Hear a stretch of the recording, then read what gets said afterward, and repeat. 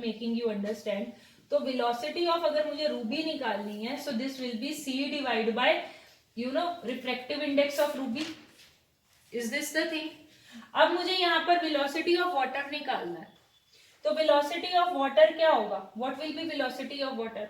C divide by refractive index of water, फिर divide. अब velocity of diamond निकालनी है, तो c divide by refractive index of diamond. अब क्या करोगे? C divide by refractive index of water into denominator का रेसिप्रोकल हो जाता है, refractive index of diamond divide by c. C cancel हो गया। What is the refractive index of diamond? 2.42. What is the refractive index of water? 1.33. If you will divide both, you will get the value 1.82 approximately. So this value, after solving ये वाली value, this will get, you will get it as 1.82 approximately. ठीक है? Have you understood? तो हम क्या करेंगे यहाँ पर? देखो एक बार मैं थोड़ा सा दोबारा बता देती हूँ। अब उसने मांगा क्या था? उसने मांगा था सेकंड क्वेश्चन में, what is the refractive index of diamond with respect to water. Refractive index diamond with respect to water, तो वाटर शुड कम, यानी कि velocity of light in water should come in the numerator and velocity of light in diamond should come in the denominator. So how will I get the velocity of light in water? Because I know only absolute refractive index of water.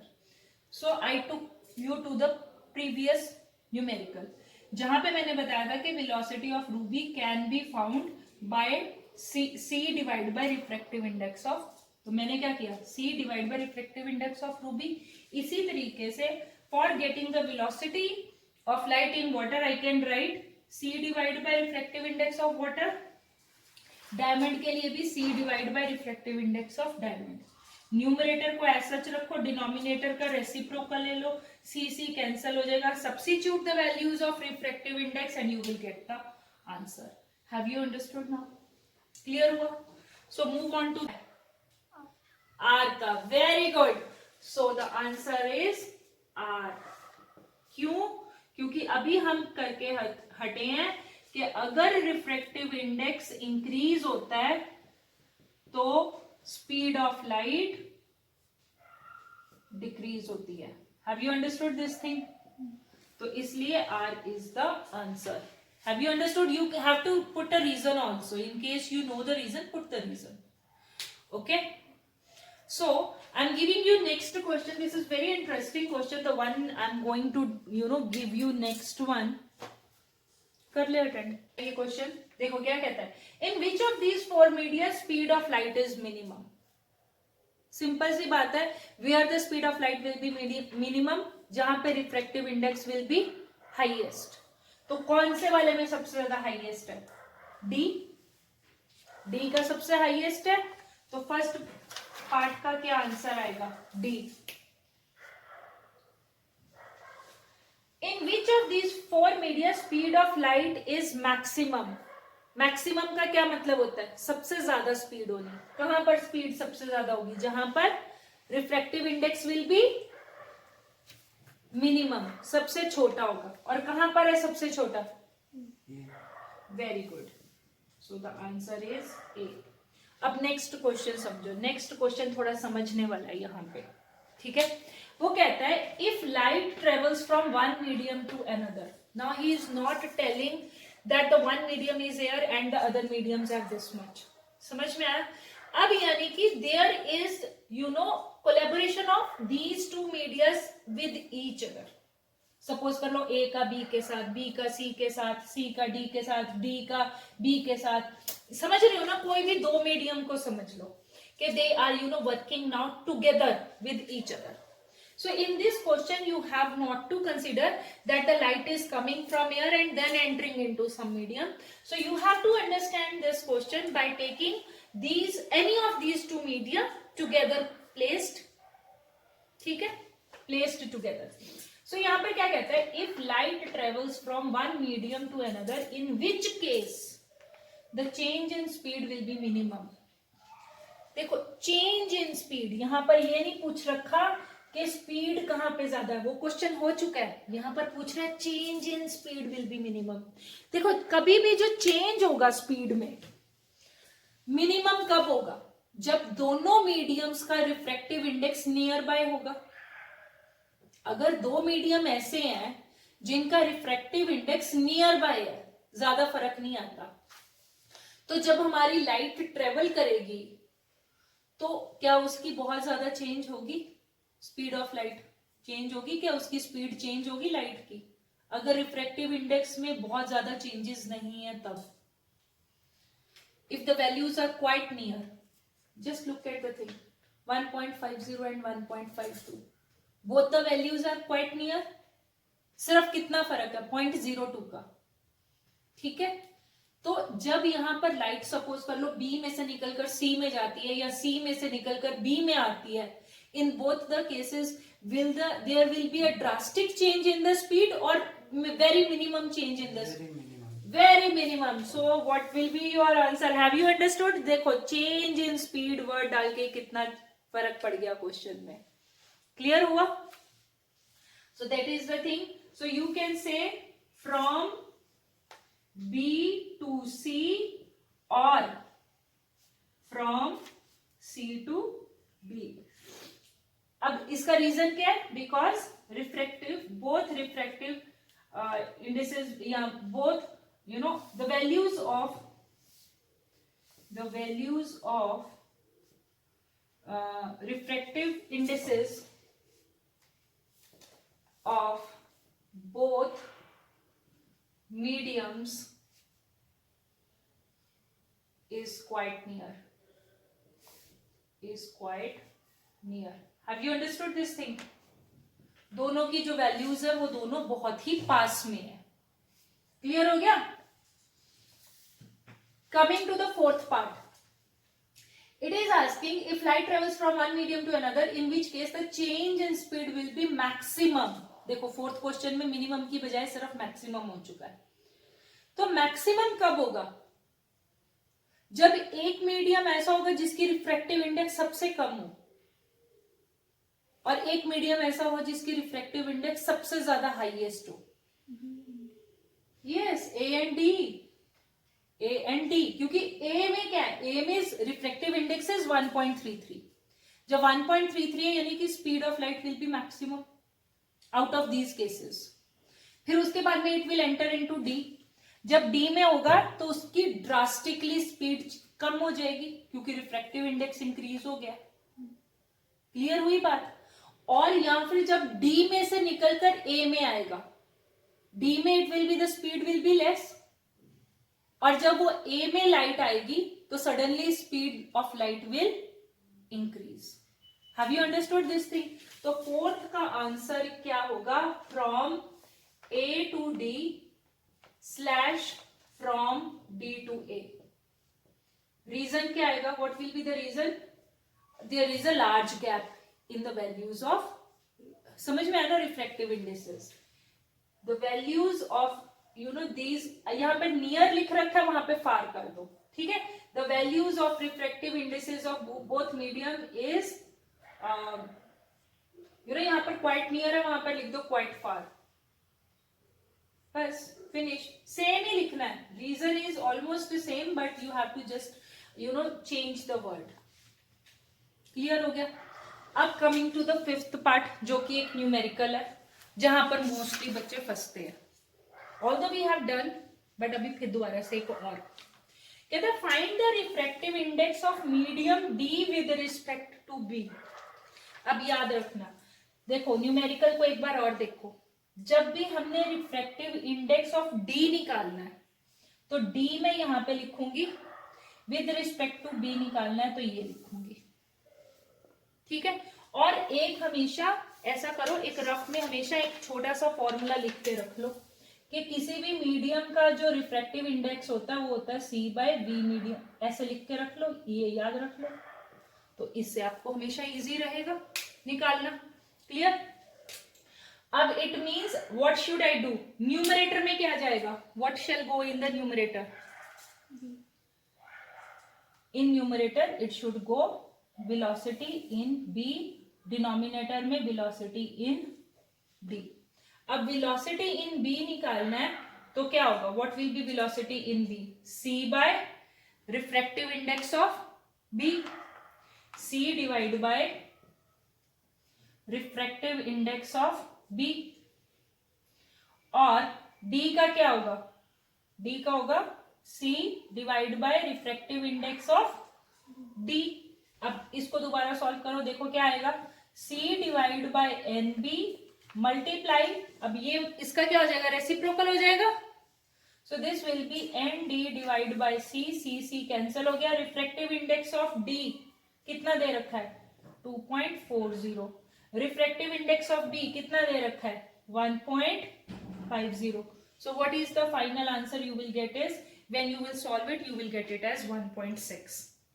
ठीक है, have you understood? अब देखो ये दूसरा question भी मैंने बिल्कुल on the same basis कराया, तो are you now getting good? So let me check in case I have more questions we will do, otherwise we will stop। क्या कह रहा है क्वेश्चन में, क्वेश्चन में कहता है the absolute refractive indices of glass and water are 3/2 and 4/3। जब absolute दे रखा है it means n of glass, n of glass का मतलब हो गया c divide by velocity in glass,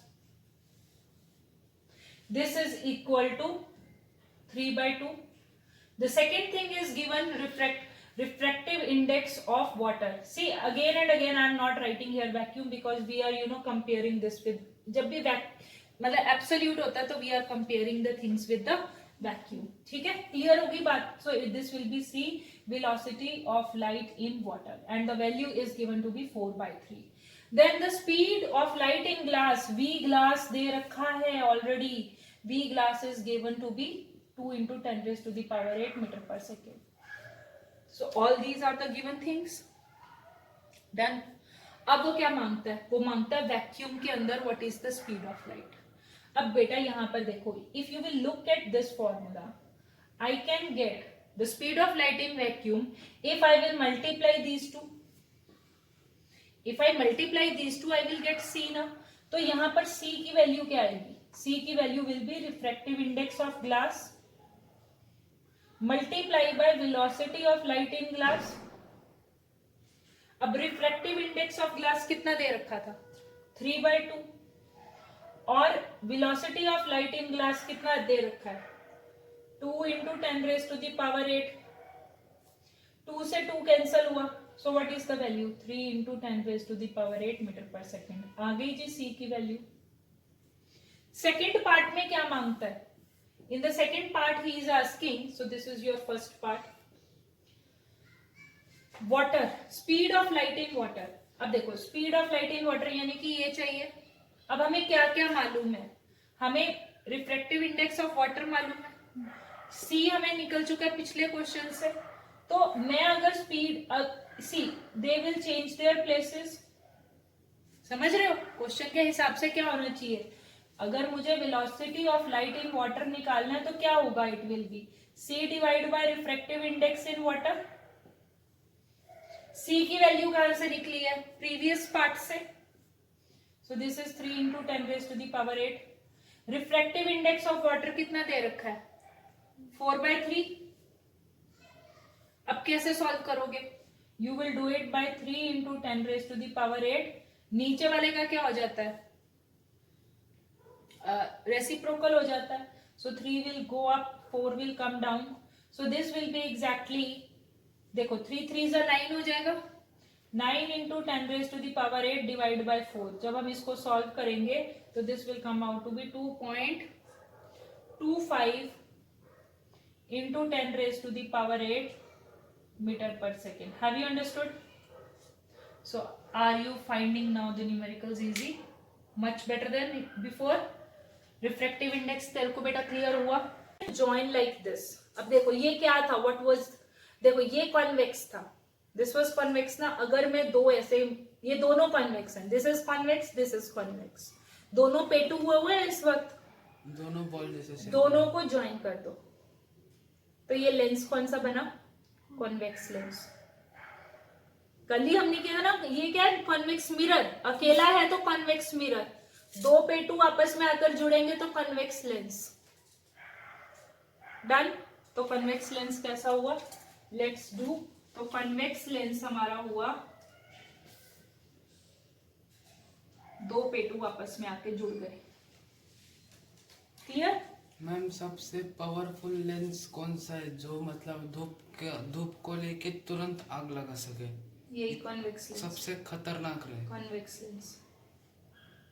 convex lens, इस पे क्वेश्चन भी आता है, इस पे ही क्वेश्चन आएगा कि वो कौन सा लेंस है जिससे।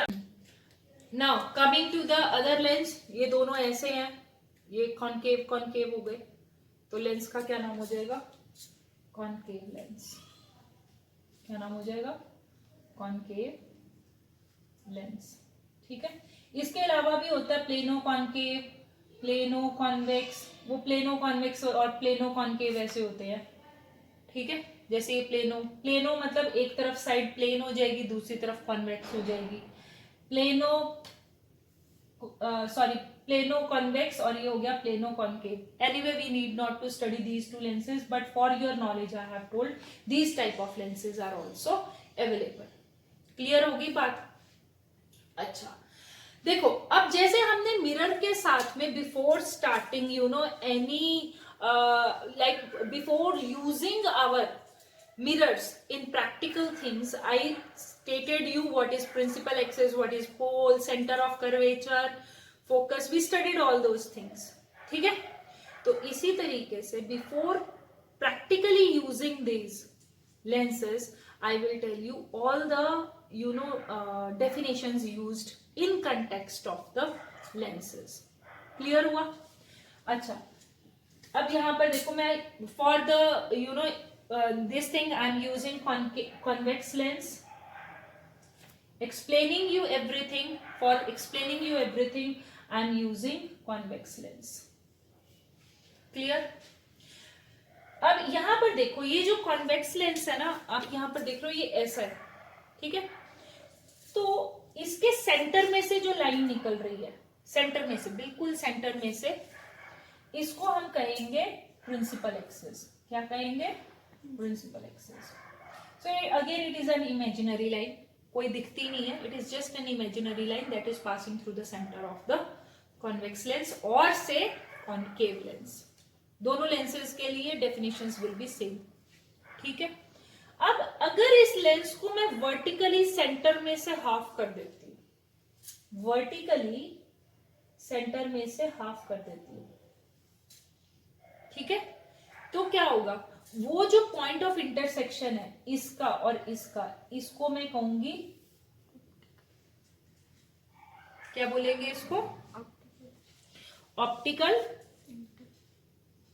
बोल दिया कर मुंह से, मैं भूल गई हूं इसका नाम। Optical centre. Optical centre, thank you. ठीक है, ऑप्टिकल मुझे भी याद था बट आई फॉरगेट कि उसको क्या कहते हैं। सो ऑप्टिकल सेंटर। ठीक है, अच्छा, now the thing is lens can be used in this way also, in this way also. हम कैसे भी यूज कर सकते हैं, if it has the curvature on both the sides, equal curvature on both the side, so I can switch कर सकती हूँ lens को, और आई कैन प्लेस और I can use it in either the ways. तो इसकी वजह से now you understand this thing. अब इसको एक साइड आपको ये सोचनी पड़ेगी कि जहां पर मैंने ऑब्जेक्ट रखा है, और दूसरी साइड को भी हमने कुछ ना कुछ सोचना पड़ेगा। क्लियर? अब सपोज कर लो कि I am thinking on this side, I am keeping my object. ठीक है, तो अब आप ये देखो कि if I will look at this side of the lens, this is a part of a big sphere in front of it. Do you agree? ठीक है, ये वाली जो साइड है लेंस की, this is a part of a big sphere in front of it. तो इसका centre क्या हो गया? ये हो गया सेंटर। और ऑप्टिकल सेंटर से ये सेंटर के बीच में क्या आएगा? फोकस। ठीक है, अब यहां पर हम थोड़ा सा चेंज कर देंगे। क्या चेंज करेंगे मैं बता देती हूँ। इसको हम लिखेंगे focus 1। What shall we write it? Focus 1। अब आपको पता है जो सेंटर ऑफ कर्वेचर होता है, it is twice of the focal length. हम मिरर में कर चुके हैं। तो इंस्टेड देखो कई बार तो हम इसको C1 भी लिख लेते हैं, अगर हम इसको C1 नहीं लिखते तो हम इसको ट्वाइस ऑफ F1 लिखते हैं। सो अगर ट्वाइस ऑफ F1 लिख रहे हैं या C1 लिख रहे हैं, सो बोथ द मीनिंग्स, ये दोनों का meaning is same, we are using in the same context. You can use F1, you can use twice of F1, यहाँ पे सेंटर वन। क्लियर हो गया? अब आ जाओ इस साइड के लिए, you can see the one having a round or say curvature on the other side. Now this is a part of the another sphere जो कि यहां पर है। क्लियर? अब इसका भी कुछ सेंटर रहेगा और इसका भी कुछ फोकस रहेगा। क्लियर हुई बात के नहीं? अब इसको I will write it as F2, क्योंकि देखो F1 तो मैं एक के लिए ले चुकी हूं, so for the other one I will take F2। इसको या तो मैं C2 लिख सकती हूँ, नहीं तो क्या लिख सकती हूँ, twice of F2। Have you understood? तो ये ऑप्टिकल सेंटर हो गया, फोकस, सेंटर ऑफ कर्वेचर या ट्वाइस ऑफ फोकस। तो यहां पर यानी कि F2 टाइम्स F, तो दो फोकस आ रहे हैं। समझ में आ रहा है ना? एक इस साइड के लिए और एक इस साइड के लिए। क्लियर हुआ? ठीक है। अब ये याद रखना जो अब इसके लिए अगेन रूल्स, हमने मिरर में भी पहले रूल्स किए थे, डेफिनेशंस के बाद क्या किए थे, rules. So we will here also we will do rules only. अब इसमें याद रखो, अब हमारा रूल नंबर 1 क्या कहता है? रूल नंबर 1 कहता है कि if a light ray is coming parallel to the principal axis after refraction, यहां पर क्या हो रहा है, रिफ्रैक्शन, रिफ्लेक्शन नहीं होगी क्योंकि medium is changing, medium is changing, glass में से निकल के जा रहा है ना, because it is made up of a glass, lens is made up of a glass.